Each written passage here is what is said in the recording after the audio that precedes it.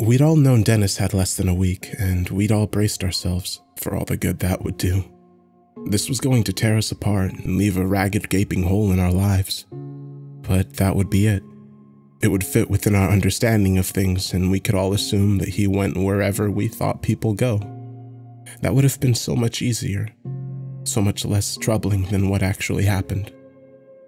Dennis had been diagnosed with cancer a couple of days after his 10th birthday, and it was all downhill from there. There was never an upswing, never an opportunity for surgery. All of the scans showed the same thing, the oily black webs having grown larger and denser. The fact that we were twins and had looked identical right up to when he started chemo just made it worse. There I was, right beside him, a perfect image of what he used to be before his hair fell out and his color drained and his cheeks sunk down into his skull. An emaciated ghost, constantly contrasted with what he should be.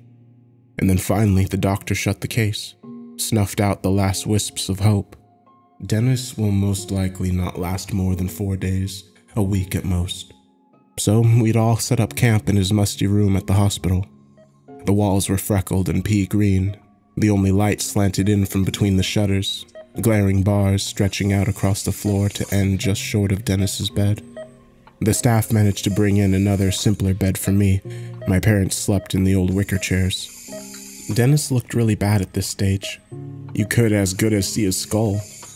We all wanted to talk to him to make the most of whatever time we had left, but he slept for most of the day, and when he woke up, there'd just be silence.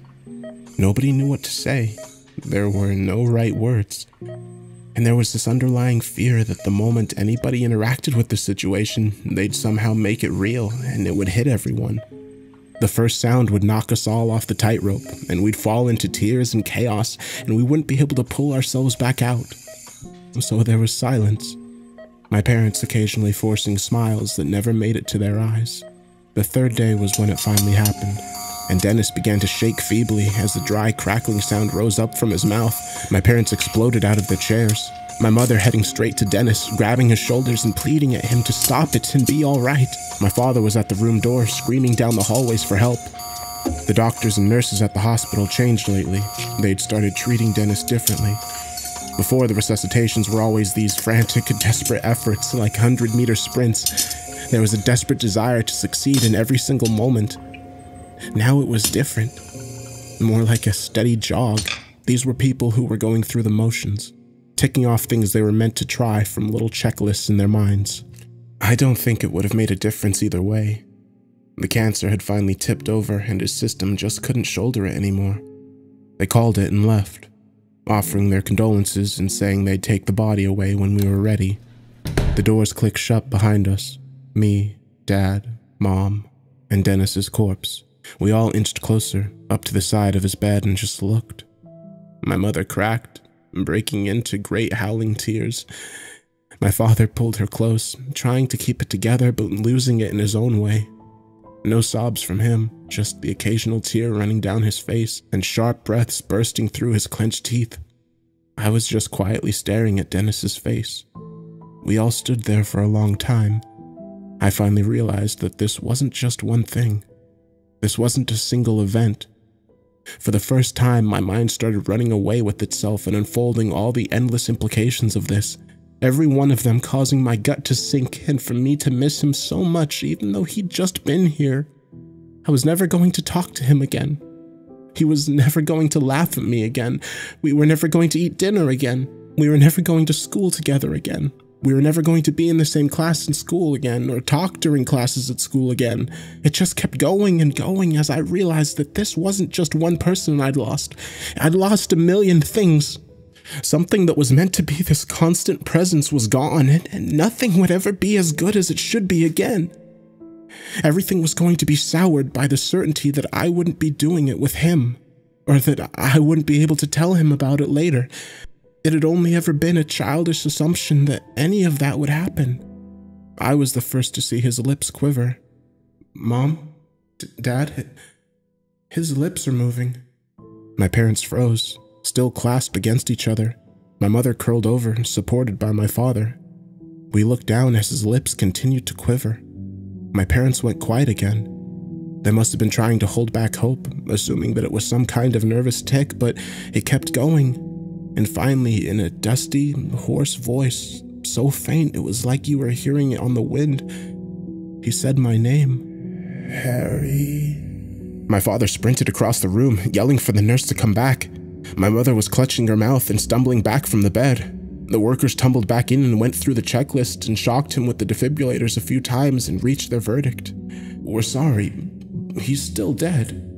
But I heard him talk, said my father in a small, pleading voice. Look, it could have been gas escaping.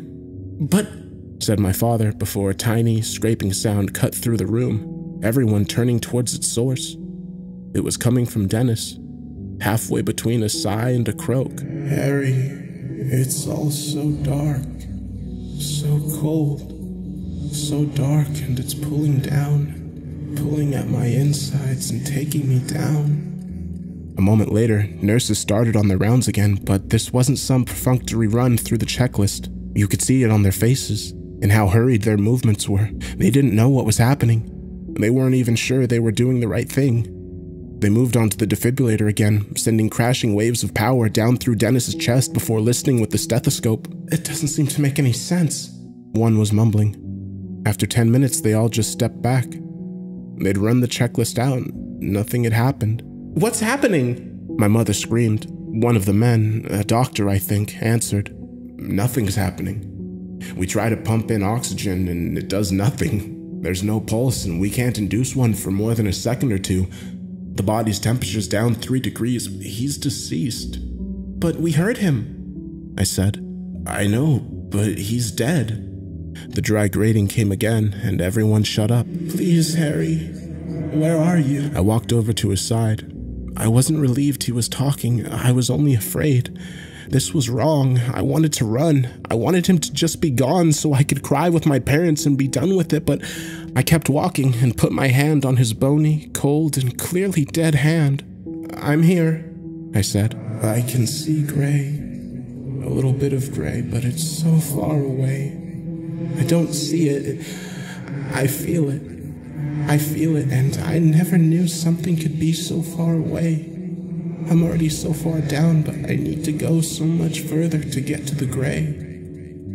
I didn't know how to respond, so I just stood there and listened to him talk about the darkness and the distant gray smudge. Sometimes he'd answer me, sometimes he wouldn't. A lot of stuff happened around me in the next few hours. Everyone who worked at the hospital must have been in and out. Even my parents started to leave sometimes when they accepted I was the only one Dennis seemed to be aware of. Dennis was looked at by every type of doctor they had in there, and nobody understood.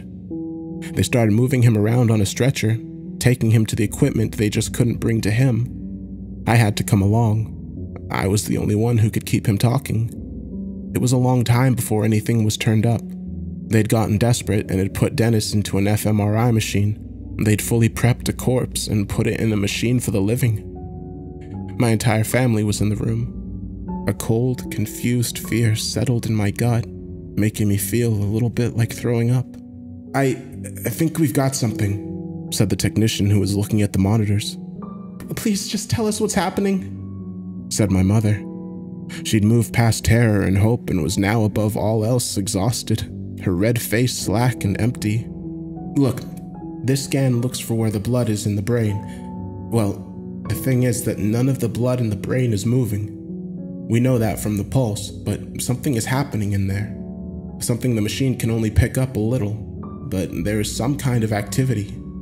Now, I can't be sure, but I think the activity is clustered around some of the parts that control movement. Everything else is totally dead. He's obviously conscious. He's using complete sentences, but what? Said my father. But it's like whatever's doing the thinking is somewhere else, still interacting with the stuff that does the talking. That's exactly right, came a voice behind us. I looked over my shoulder and saw an old man in a gray business suit. He had a well-trimmed silver beard and was all around a strange contrast to the gloomy chaos that had engulfed the hospital. Who are you? Said the technician. I'm Daniel Cohens, he said, handing the technician a crisp business card. I'm with the Orpheus Institute. We're a semi-private medical research body, and we've dealt with a few cases similar to this one. The hospital president has already agreed to let us look into this. Almost invisibly, a number of men moved in behind Cohen and were now making their way over to the technician. These men will help explain the confidentiality situation surrounding issues like this. We'll handle the boy from here. More men, these ones in pure white scrubs that had a strange logo on the left breast, got Dennis back on the stretcher and led us into the hallway. We followed wordlessly, never thinking to say anything because at least these new people represented new possibilities, a completely new road that might lead to an explanation. They rolled Dennis into an operating theater and my mother gasped. "Look, just what are you doing?" said my father in a husky voice that made it obvious he was still holding in tears. Cohen's, who had been striding alongside the stretcher with the speed that belied his age, had stopped once we got to the theater and was now taking deliberate care to look us all three in the eyes. We were still in the hallway, the operating theater door shut beside us. He answered in a low, comfortable tone. "We're not performing surgery. It's just the quietest part of the hospital, and there are no distractions in there. We want nothing more than to understand what has happened to your son. This sort of thing has happened before. Your son is conscious, and as we understand, he will only talk to his brother here. We want to use Harry to ask Dennis our questions. We believe this would work best if he and Harry were alone. We've got the theater wired, so we can hear the answers." My parents didn't say anything for a while. My father broke the silence with weak, staggered words. "Do you think he might come back? I know that even if he does, it won't be for long, but I'd really like him to come back, for however long. I didn't say enough. I wasn't big enough to say the things we had to say to each other." "If such a thing is possible, I swear we will do everything in our power to make it happen. We've prepared a private waiting room for you two." Cohen's gestured down to the turn in the hallway. There were two people standing in white scrubs there. "Pete and Shirley will lead you there, if you would please go with them." My parents began to shuffle down the corridor, my mother still buried in my father's side. My father kept throwing looks back over his shoulder at me, like he was afraid I'd vanish. As soon as they were gone, I felt Cohen's hand come down on my shoulder. I turned around to him, and he knelt down so we were closer to being level. "I know this is very hard on you. I know this must be the worst day of your life, but do you think you're up to a quick history lesson?" I couldn't bring myself to answer properly, but some curiosity managed to rise through the delirium and shock, and I nodded. Cohen smiled. "One of the most significant moments of human history was the moon landing, and it's not even the fact itself that it was so important. It's that we had contact with them the whole time that they were up there. They were sending radio signals back to Earth and could be talked to. Do you think the moon landing would be what it was if we didn't have that type of connection to our men as they strode the unsettling and inhospitable surface of a place we were never meant to have knowledge of? What if they'd just gone up and never came back? What if we knew for sure that they got there but had no signal from them?" I was still quite out of it, so I can't say I was properly digesting all of this. I slurred out, "I don't know." They didn't know if they could get the astronauts back. It was a very real possibility that they'd be left to die up there, stranded, yet they still did it. It didn't matter if the mission was a failure. It didn't matter if there was no triumphant return. Do you know what mattered? What mattered more than anything was speaking to them while they were up there. To have that connection to three brave men in the void, describing man's first step into the unknown. If they'd never come back, it wouldn't have changed anything. As long as we down here managed to make the connection to that beyond, as long as we down here, for however long, had men up there, men to describe the soil, men to explain the feeling of being so light, men to tell us what Earth looked like, cut in half by the lunar horizon, men to teach us about a new world. His hand tightened on my shoulder. None of that would have been possible without the people in Houston, without the men who talked to the astronauts, kept them focused, made sure we got the information we needed. Harry, we believe Dennis is in a very strange place that humanity would do well to learn about. You are Houston. Your brother is an astronaut." He pulled a laminated sheet out from under his lapel. "Here's a sheet with some topics you should focus on and questions you should ask. This should help you get the most useful and needed information. But the most important thing is to keep him talking. Stop talking for 5 seconds and you could lose him. I accepted the card, having given up on reaching a decent understanding of the situation. He ushered me inside the operating theater and shut the door behind me. I was alone. The only sound, an almost inaudible ringing that emanated from the mass of stainless steel racks and implements, and the cold, sturdy operating table Dennis was lying on. I approached the table, and, in need of any sort of guidance, I looked at the laminated sheet. General principles. Try to keep your loved one, the subject, unaware of their deceased state. Past experience suggests that the shock may cause disconnection. Maintain constant conversation, as this has been shown to help maintain the connection.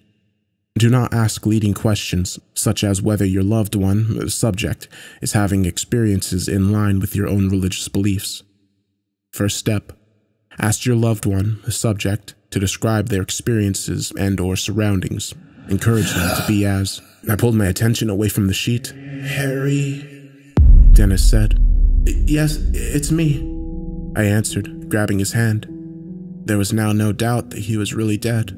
The hand was ice cold, and the fingers had locked in place at odd angles with rigor mortis. His entire body had gone from the sickly white of the dying to the rain cloud shade of the dead. I got to the gray, to the ground, came down easy like a leaf, and cold.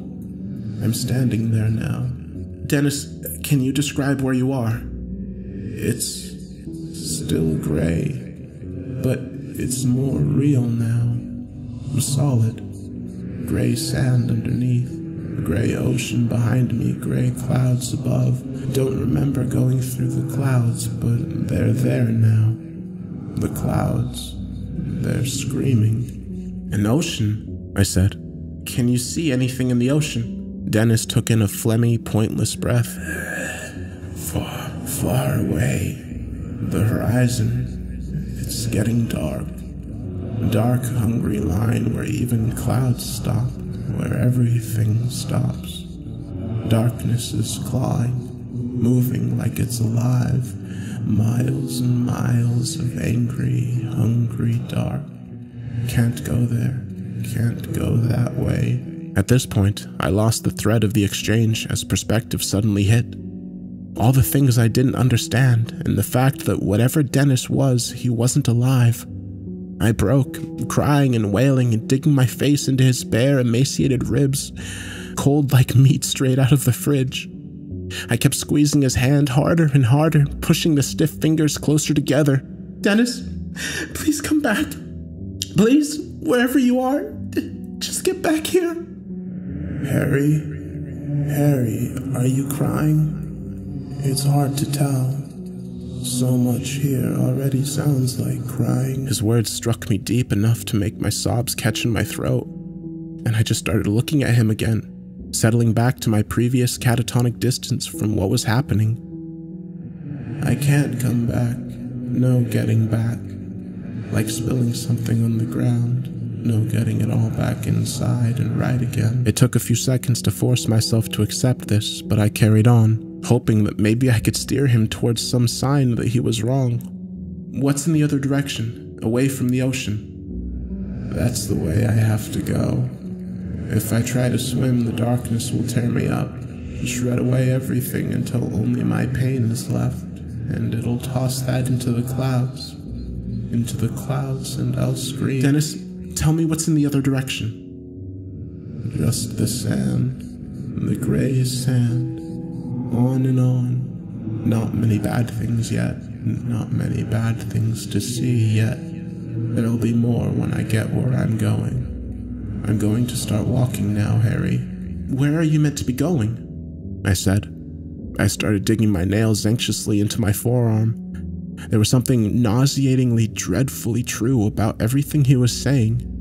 It was like the first time you learn the world is round, and it feels weird for a few seconds, but soon you get used to the idea and you see it's the truth. That's the big secret, and it doesn't matter how flat the ground feels, doesn't matter how little sense it makes, it's true.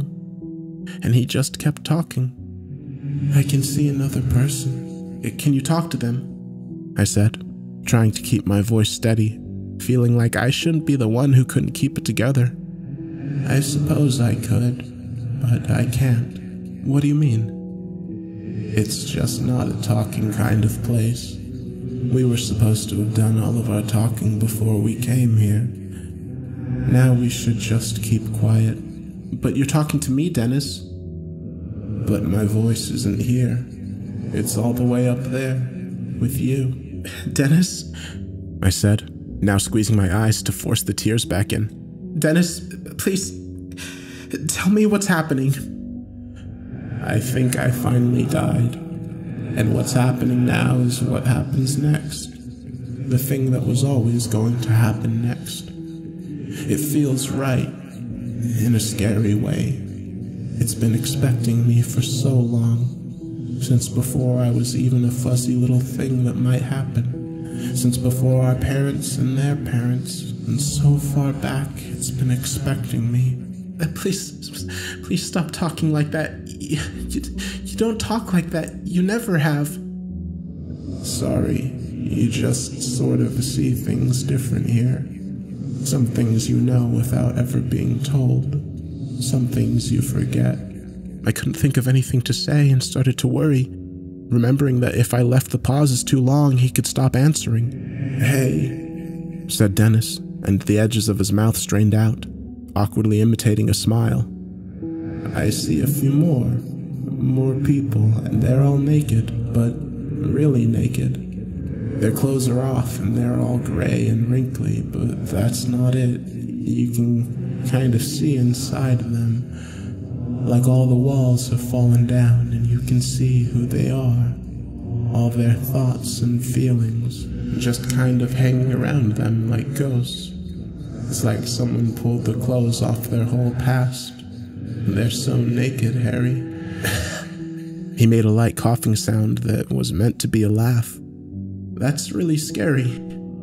Oh, I thought you might have thought it was funny. I don't think we're going to laugh at the same stuff anymore. I think you're different now. I guess that makes sense. So, what are the people doing? Most of them are moving the same direction as me, towards the center. The center of what? It's just called the center. The center of this place, maybe the center of everything. But what? I said, starting to lose control. Why do you have to go? I don't have to. Nobody has to. Just like when you don't have to shake someone's hand when they put it out or answer them when they talk to you. But it would feel wrong not to. It's what you're meant to do. And there's not any other good options. You don't want to stand still. What happens when you stand still? Depends. A few days ago, I passed this woman. A few days? I said, gripping the cold steel of the operating table as I was filled with an eerie sense of vertigo. You haven't been dead for even a day. I passed her a few days ago, he said, carrying on like he hadn't heard me. She didn't reach the center. She just sat down and started going her own way. She pulled one side of her ribcage out and it's all stretched, spreading up to her left so high, stretching out the arm, grabbing its corner. Most of her skin started to get hard and flaky like old wood or crumbling stone. I can see herself, musician, liked music, kind of thought her life like a song. Sometimes it repeated itself, some bad notes here and there, but it was pulling itself together. She was reaching the chorus and it ended. It was over so fast and she can't accept it. She picked this sharp rock off the ground. She's scraping it past her ribs like a huge harp or something angry, trying to make music. Keep the song going, but it's an awful sound. Sawing bone, it's never going to replace what should have come next. She's already grown into the ground. She's going to be here forever, trying to make the music she missed out on. There was nothing to say to that, so I just went quiet for a while, assuming he'd keep talking. He didn't. Dennis? Dennis? No answer. The terrified jolt ran through me and I started slamming my fist onto his chest. Dennis? Come back, Dennis! A growl tore out of his mouth and his frame thrashed upwards, causing me to jump back and tumble down onto the floor, smashing into the surgeon's shelves and causing gleaming surgical instruments to rain down around me.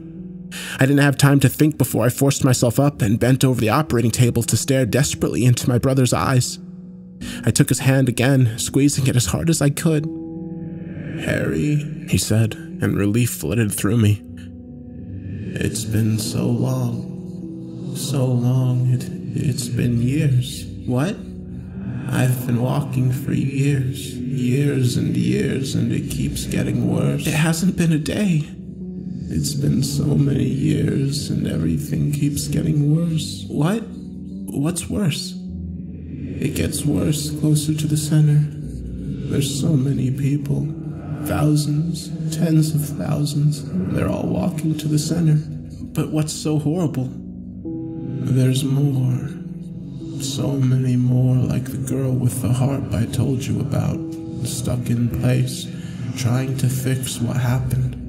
Angry about what happened, rooted to the ground, moaning, calling out names of the people they think did this to them. Sometimes a few join up, and when they get all hard and crackly like old statues, they start to grow together, start to feel each other's pain. Sometimes there's mountains of them, entire landscapes of people crying about how unfair it all is. I'm still walking." "But where are you going?" "I told you. The center. I'm getting close now. All the clouds with their screaming faces are curving, all curving and being pulled in the same direction, twisting their way into the center." "Please just stop walking and come back." "I can't. No coming back. Besides, I have to keep moving like everyone else, doing something weird. It's the quickest way for the walkers to notice you." "Oh God, what are the walkers?" Started seeing them more as I got towards the center. They're all over the place now. They're these things. Walk around on 3 legs like stilts, covered in sharp black shells like thorns. Remember the aquarium? They're kind of like those urchins we saw at the aquarium, but the top part, the main part, it's more exact, kinda arty, like a sculptor designed the shape. Reminds me of some kind of chess piece. When they notice you, when they come over you, toppling towards you but never falling over on those long legs. Spindly, yeah, that's what you'd say. They're spindly legs, and they stop right over you. You're just between their legs and you see the holes underneath their main bit. The tendrils come out, red, windy tendrils with these itchy hairs come down and they start curling and swinging all around you. You almost don't mind at first, because they're red. You've been seeing nothing but gray and black for years, and the tendrils are red, and it's beautiful. But then they touch you. They touch you, and it's awful. Every bad thing you've ever felt, every bad thing that's ever happened to you starts bubbling up to the surface, drowning you. All the pain that ever went into you rises up and out, and the walkers feed on it. They lick it with their tendrils. They love the taste of all the things that shouldn't have happened. They love the taste of misery. Eventually they get full and move on, and you get up and keep walking. Jesus, Dennis, Jesus. It's fine. They're bad, but you get a sense of perspective here. Sure, they're scary for you, but they're nothing next to the center. They're bottom feeders, moss that grew on the outskirts. If they're really like sea urchins, then the center must be like a shark, or a whale, or some huge thing right at the bottom of the sea that's too big to come up near the surface. You've never said things like this before. I don't know how to describe it. When you're here, stuff just breaks down a little, and you don't always need to have learned a word to know it. This place is less obsessed with causes and 2 + 2 equaling 4. Its job isn't to make sense. What is its job? I don't know. Maybe I'll find out at the center. He went quiet again, and this time I wasn't sure I wanted to stop him drifting off. I wasn't sure I wanted to hear any more of this. But regardless of what I wanted, another groan soon creeped out of his mouth and he was back. Shit, I see it now. I see the center. His hand began to close, slowly but inevitably around mine, overcoming the rigor mortis to press onto my fingers like an iron vice. I kept trying to get out, almost yanking off the table, but I couldn't even budge inside the agonizing grip. It's inside this huge thing like a beehive floating above the ground. It's gray too, gray and covered with streaks and ridges like it used to be a liquid, hardened or like it's made of web or something. So big, Harry. I've never seen anything like it. All the clouds are swirling down into the hole at the top of it, still screaming. Hundreds of holes, messy, ragged holes, pitch black on the inside. It's bigger than cities, Harry, and everyone's heading towards it. Thousands and thousands swarming under it, pushing against each other to climb the bridges. Messy bridges from the ground right up to the holes, right into the pitch black. The center's in there, Harry. I'm here. Please, I said, whimpering with the pain in my hand. You can't go in. There's nothing good in that place. I knew this as a fact, not just because of the description, but as a gut feeling. I knew that what he was talking about was real and fundamental, as important a part of our existence as the sun and the moon and birth, but bad somehow, dripping with wrongness to its core. Where else is there to go? I'm at one of the bridges. Please, you can come back. No, that'd be like going back into the womb. Can't be done. This is what's next. Oh. What? Why? Oh God. I'm starting to feel something. I think it's the center doing it. I'm getting bitter. Every mean, spiteful, everything angry thing in me. It's swelling, spreading out and smothering the rest of me. I'm so mad, Harry. I'm getting so much smaller and my hate is getting so much bigger. His hand tightened and I screamed. Why was it me? Why was it me and not you? What did you do that I didn't? What did I do that you didn't? I'm sorry, I said, fully in tears. His voice had changed.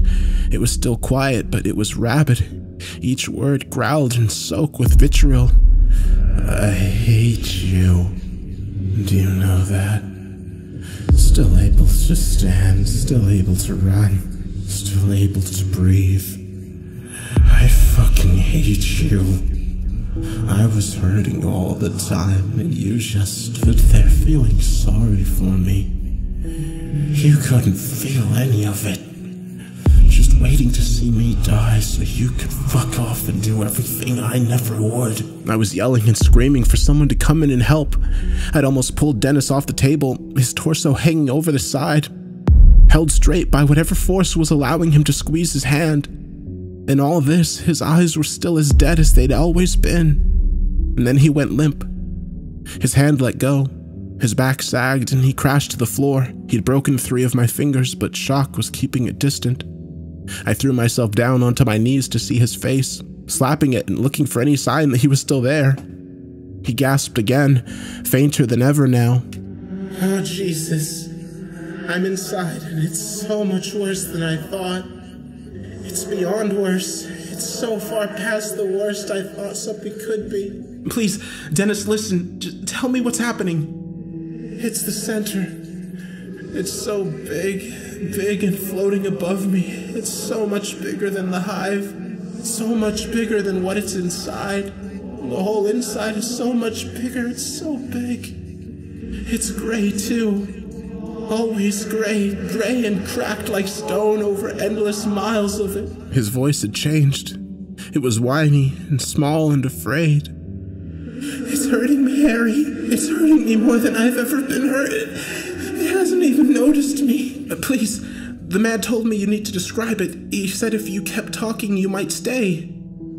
So big, he said, his voice wobbling and breaking like he was crying. Its fingers are bigger than skyscrapers, and it's so many fingers. Millions and ribs. The body is all ribs, and there are more fingers all folded up. I don't know, but there's so many. It's so big, Harry. And the masks. Jesus, the masks. What masks? The masks. The faces bigger than countries, all different. Some the eyes are perfect circles.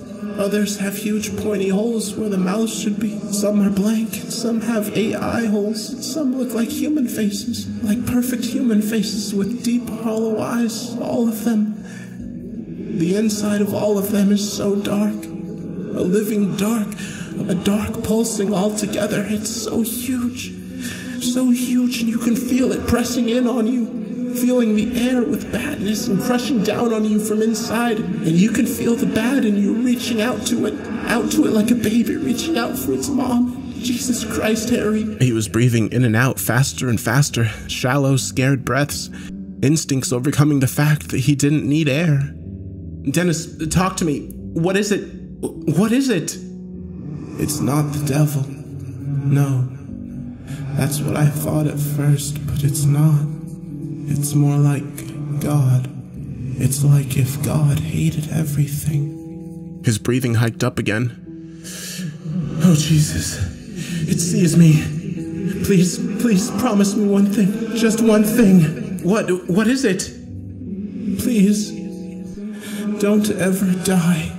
One last breath rolled out of his mouth. I tried everything to get him back, everything I could think of in an animalistic burst of desperate energy. I hit him, shook him, pleaded, but he was really gone this time. I knelt there in the room for a while, his last words carving into a deep part of my mind. I knew I could never dig them out. The next few hours, in fact, the next few days, were kind of a blur. I remember men in the Institute's white scrubs coming in and dragging me away from the body. I remember getting my hands seen to and put into a cast and sling. I remember Daniel Cohen sitting me down in a bright white room and interrogating me. He called it a conversation, but it was an interrogation. A warm interrogation by a man who could be kind if it meant getting what he wanted. He asked me if I had any visions or any strong sensations, if I thought Dennis was telling the truth, and if I could explain the ways in which Dennis was acting differently than he already was. I was detached and drowsy from exhaustion and trauma and pain from my hand and just answered honestly. At the end, Cohen's made me memorize a phone number and sign a load of confidentiality forms, making it very clear that not a word of this could leave the hospital. I was to call if I started experiencing any phenomena I thought were related to Dennis, and finally, they left. My parents and I took a taxi home. We didn't talk about what happened after Dennis died. I suppose that even that was this secondary add-on to the simple fact that Dennis was now properly dead and not coming back. We went home, got to bed, and the next morning we had a wordless breakfast with an extra chair pulled out. The years flew by, and the whole experience became something I just had to live with. Some dreaded thing my thoughts would sometimes steer me back to, but mostly I managed to keep living, to accept it all as something I couldn't understand. The fact that Dennis was gone was always worse than the way he went. However terrifying and unnatural it was. But lately, I've been having a dream. It started off vague and incomplete, but every few nights it repeated, getting longer and more vivid. It always starts the same, with me and Dennis, both of us kids again, on a green hill in a bright, clear day, crisp air sighing past us. I can't remember most of the words, but the gist is that he's bragging, showing off, saying that Dad loves him more, that he's better than me, and he's going to keep being better for as long as he's alive. He's going to keep making Dad love him more as long as he's able. And I get so mad, way madder than I'd ever have gotten if he said those things in real life. I see a rock, and without thinking, I pick it up and attack him with it, knocking him over and beating him again and again until his skull is swollen and torn, and you would see parts of his skull underneath. He managed to push me off and run, and I followed, never thinking twice about it. I chased him so far until finally he runs into a pass between two mountains in a long, dark range that I somehow never see until that point. The range extends to either side, seemingly forever. The sky above is saturated with heavy, dark clouds. It's like Mordor or something. I always stop running at that point, knowing that I've chased him far enough, and the job is done. I start to leave my body, surging forward down the pass, no longer myself, just a nameless, thoughtless observer, gliding like a ghost for lack of legs. He runs down the dark pass, on and on into a sunless, barren country on the other side, a place where the soil is gray and dry.